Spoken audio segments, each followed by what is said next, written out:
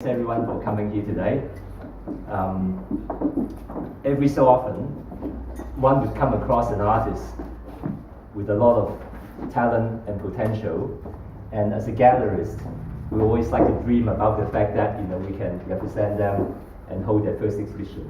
So one such artist is Tony Curran. So I'm really pleased that we are able to have this exhibition of his, and I'm sure in the years to come, I think this is a historical moment, because in the years to come, we're all going to look back and think, gee, we should have bought out the whole exhibition. We can still afford it.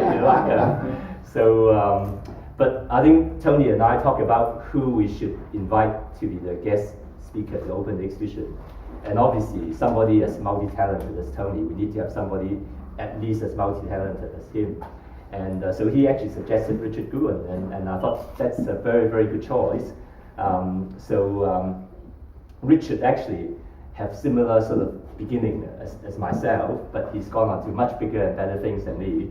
And so we're both architects, and I think we're about the same vintage as well. In fact, I think we are, but except that Richard he dyes his hair. Richard graduated from New South Wales Uni, and I went to Sydney Uni. But I think we both got first class honours, but Richard actually got the medal as well. And we actually also worked, for Co-Madigan at Ellis Madigan. I think Mark is, somebody else that worked there. But although we didn't sort of work at the same time, when we were there, I think we sort of missed each other. I think somewhere along the way.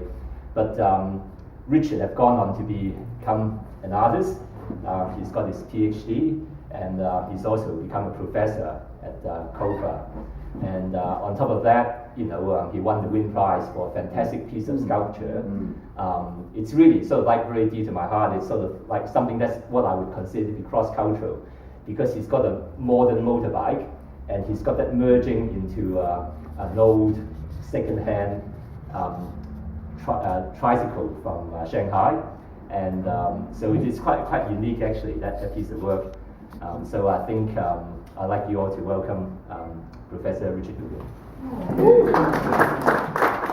you. I agree with you. I think this is a very important historical point, because I agree with you. I think Tony is an extraordinary talent, and so you're lucky to be having this show. And I'll try and explain where I think he's situated and why I think he's so good. But I'll start with a sort of an admission first. If I said that I didn't have a terrible hangover, I'd be a liar. but the hangover was all in the business of being gained by being an artist. Last night, and I'm not a name dropper, but I'll use this occasion to drop this. I was at dinner with the new director of the Art Gallery in New South Wales, and Ken Unsworth at John Baird's house, who's a painter. And unfortunately, after fine wines, it's Ken's habit to make us all drink. The final sitters, the final people at the party, all drink a bottle of Cointreau. So together, and there's some sort of bonding, and it always ends in the same result: a bloody awful headache. But anyway, the reason for bringing that up is that one of the discussions we were having, John Baird, you may or may not know him, he won the Archibald Prize with a portrait of, was either the self-portrait or Hilary May, so I can't remember. Was it one of them? So he's gone from abstract to what looks like photographic, almost photographic representation portraiture. But when you get close to the pictures, they are stippled, very, very thin paint, stippled in a way that just makes no sense. And John was interestingly talking about his work in relation to making the surface disappear, to make the surface vibrate and to actually not exist. And I hadn't really heard him talking so lucidly about this issue of surface. And then in thinking about Tony's work, because I've known Tony's been my student.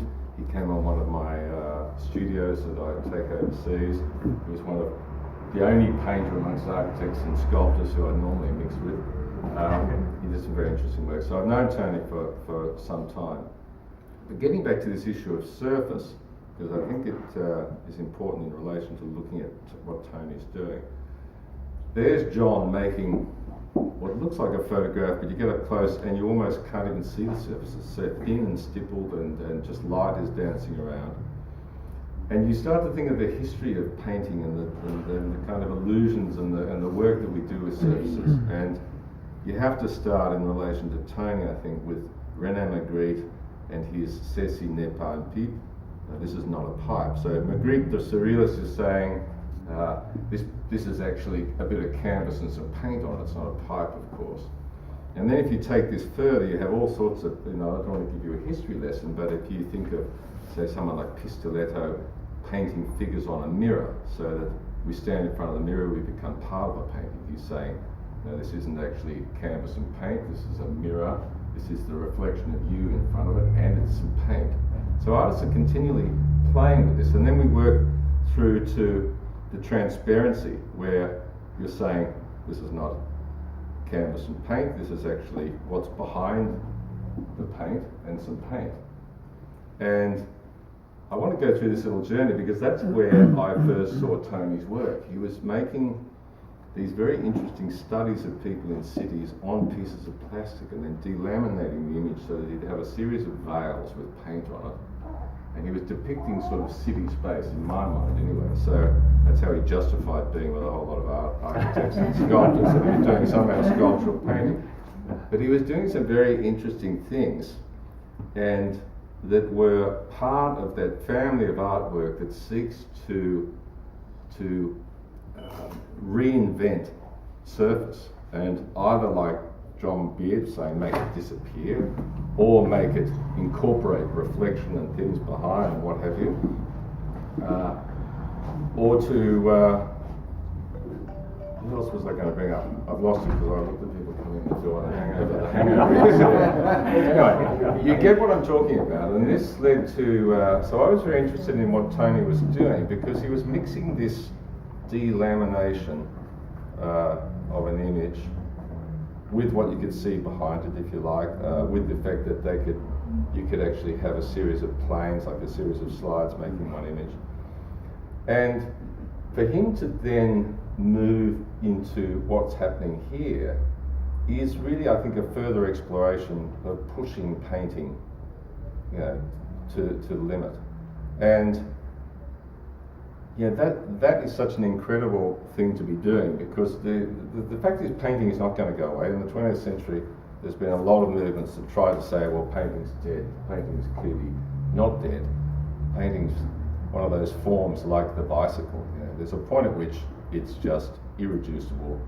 It's going to be there forever. The bicycle, you can tune it, you can play with it, but it's never going to go away, because it's one of the pure forms in the universe now, to actually make images with paint. So what does Tony do next? And I think it's incredibly exciting to see this room, because I know that he's been playing with the computer stuff. I had a conversation some time ago where he's saying, look at this, you can do this on, And I'd make a claim for this show that room, because I'm at the college, I see so many people's work, that room is doing something completely new. Not only is it using the computer to make paintings, and they're convincing, it has an idea about construction, deconstruction. You're witnessing a kind of a thing in real time that could go from destruction to creation to destruction.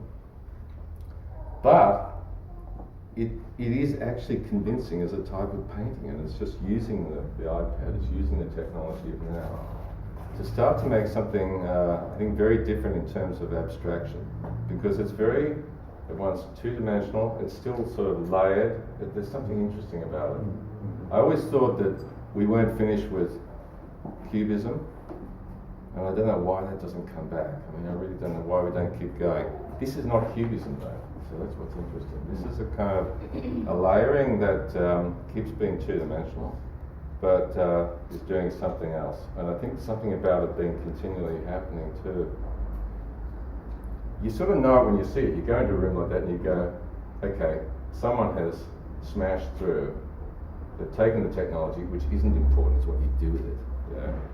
And they've made something that makes you think about painting at another level. And I think that's an amazing achievement,